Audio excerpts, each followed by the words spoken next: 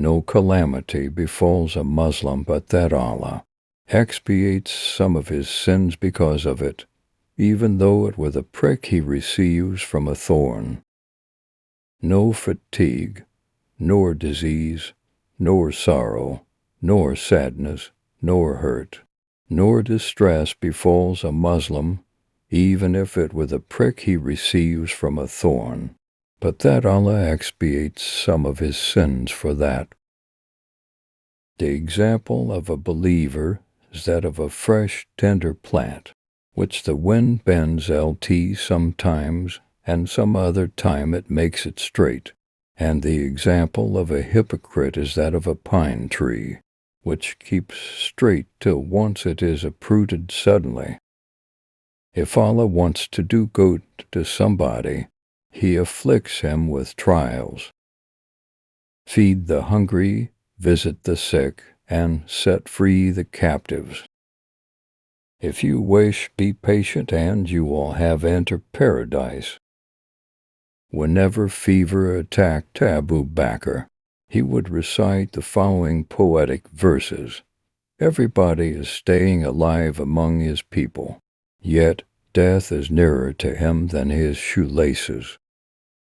Mercy which Allah has embedded in the hearts of whomever He wished of His slaves, and Allah does not bestow His mercy, except on the merciful among His slaves.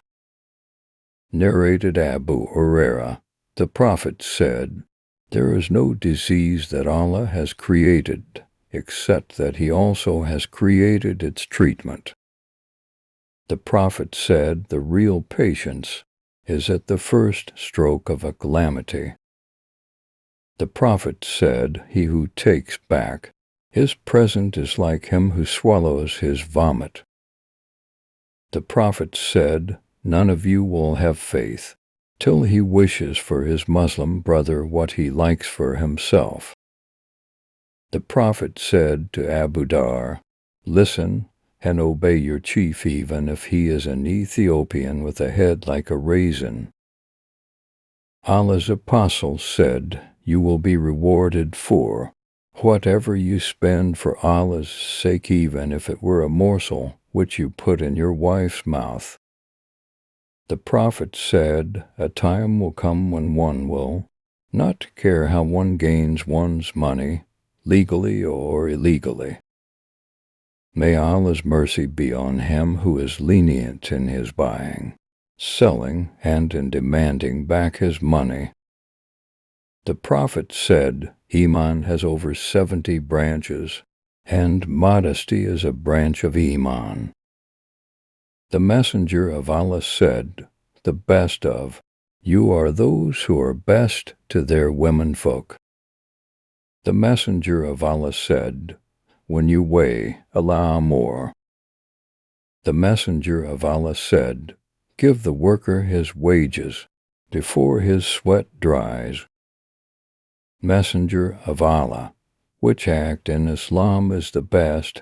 He replied, "To give food and to greet everyone, whether you know or you do not." The Messenger of Allah said, "By his good character a believer will attain the degree of one who prays during the night and fasts during the day." The Prophet said, "It is enough for a man to prove himself a liar when he goes on narrating whatever he hears. Visit the sick, feed the hungry and free the one who is imprisoned unjustly." Asmer reported that the Messenger of Allah said, "Spend, and don't count lest Allah counts for you, and don't hoard up lest Allah withhold from you. Spend what you can." Abu Zar radiyallahu anhu narrates that the Apostle of Allah once said to him, "You as a person enjoy no superiority over a white-skinned or a black-skinned man. You can, of course, be superior through piety and fear of Allah. The best of you are those who possess the best of manners." The Messenger of Allah said, Abu Hurairah related to us that the Apostle of Allah said, Muslims who possess better morals are the most perfect in faith. It is related by Abu Darda that the Apostle of Allah said, on the day of reckoning, the most weighty item in the scales of deeds will be good manners. He who is not trustworthy has no faith, and he who does not keep his covenant has no religion. The Messenger of Allah said, What is faith? The Messenger of Allah said to his companions, and then replied, When your good deed pleases you and your evil deed grieves you, you are a believer. And asked, What is sin? And then replied, When a thing disturbs the peace of your heart, give it up. The Messenger of Allah said, God helps a man as long as he helps his brother. The Messenger of Allah said, The search of knowledge is an obligation laid on every Muslim.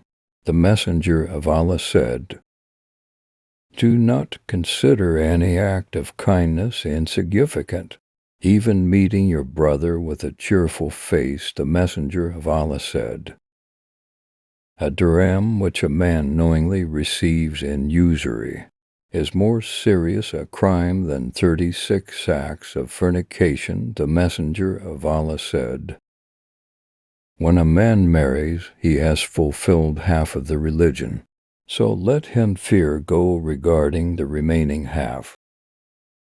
The Prophet said, A woman is married for 4 things, i.e., her wealth, her family status, her beauty, and her religion. So you should marry the religious woman, otherwise you will be a loser.